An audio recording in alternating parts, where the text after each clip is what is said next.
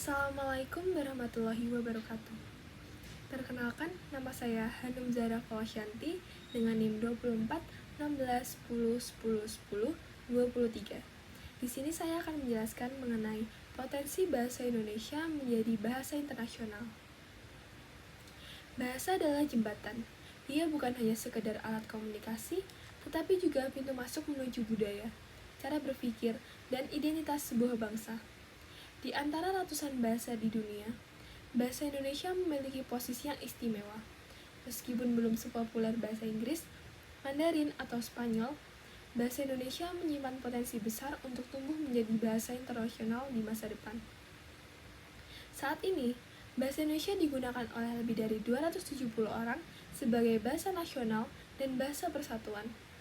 Hal ini menjadikannya sebagai salah satu dari 10 bahasa dengan penutur terbanyak di dunia. Jumlah ini akan bertambah jika kita memasukkan penutur bahasa Melayu yang secara struktural sangat mirip dan bisa saling dimengerti. Selain di Indonesia, bahasa Indonesia juga dipahami oleh sebagian penduduk di Malaysia, Brunei Darussalam, Singapura, dan wilayah lain di Asia Tenggara. Tapi yang menariknya bukan hanya soal jumlah penutur. Bahasa Indonesia memiliki karakteristik yang unik dan bersahabat bagi pembelajar asing. Tidak seperti bahasa-bahasa Eropa atau Asia Timur yang kompleks, bahasa Indonesia tergolong mudah dipelajari. Tidak ada perubahan kata, kerja berdasarkan waktu, tidak ada gender gramatikal, dan tidak banyak pengecualian dalam tata bahasa. Hal ini membuatnya lebih mudah dipahami oleh orang asing, bahkan oleh mereka yang belum pernah mempelajari bahasa dari rumpun Austronesia sekalipun. Dalam beberapa dekade terakhir, upaya internasional bahasa Indonesia terus berkembang. Pemerintah Indonesia melalui program Bahasa Indonesia untuk Penutur Asing aktif memperkenalkan bahasa ini ke dunia.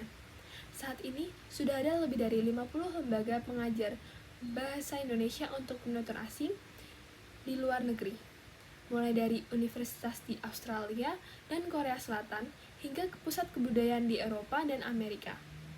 Para pelajar asing mulai mengenal kata-kata seperti terima kasih, selamat pagi, atau sampai jumpa, dan menggunakannya dalam keseharian mereka. Bahasa Indonesia perlahan tapi pasti mulai menembus batas-batas geografis. Tak bisa dipungkiri, kekuatan budaya menjadi salah satu pendorong utama. Budaya Indonesia yang kaya dan beragam menarik perhatian dunia.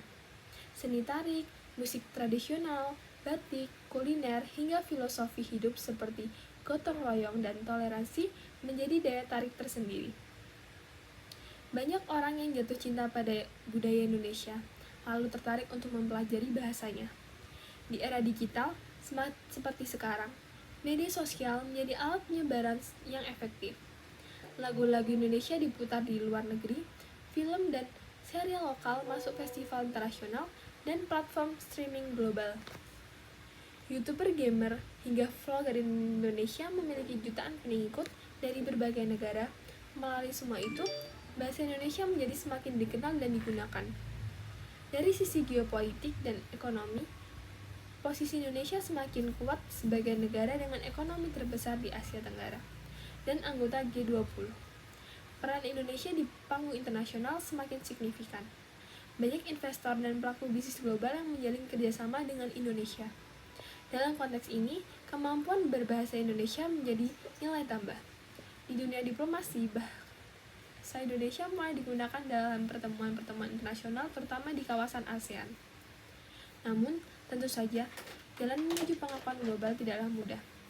Bahasa Indonesia masih menghadapi berbagai tantangan, salah satunya adalah kurangnya promosi secara masif di tingkat dunia.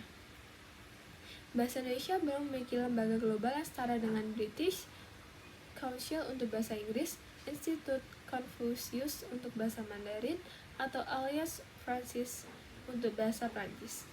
Selain itu, sumber belajar bahasa Indonesia untuk pemula di luar negeri masih terbatas dibandingkan bahasa-bahasa besar dunia lainnya. Meskipun begitu, harapan itu tidak tetap ada. Dengan strategis yang lebih terarah, investasi dalam pendidikan bahasa, serta kolaborasi antar pemerintah, akademis, dan komunitas internasional, bahasa Indonesia bisa terus berkembang. Generasi muda Indonesia juga memegang peranan penting. Mereka adalah duta bahasa yang aktif di media sosial di forum internasional, di hiburan dunia hiburan, dan di bidang teknologi. Pada akhirnya, menjadi bahasa internasional bukanlah soal dominasi, tetapi soal konektivitas. Bahasa Indonesia menjadi jembatan komunikasi lintas negara, lintas budaya, dan lintas generasi.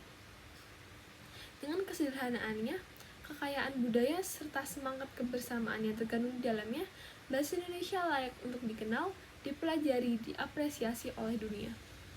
Karena bahasa bukan hanya soal kata dan kalimat, tetapi tentang mengenal satu sama lain sebagai sesama manusia. Dan kini saatnya bahasa Indonesia melangkah lebih jauh menuju dunia.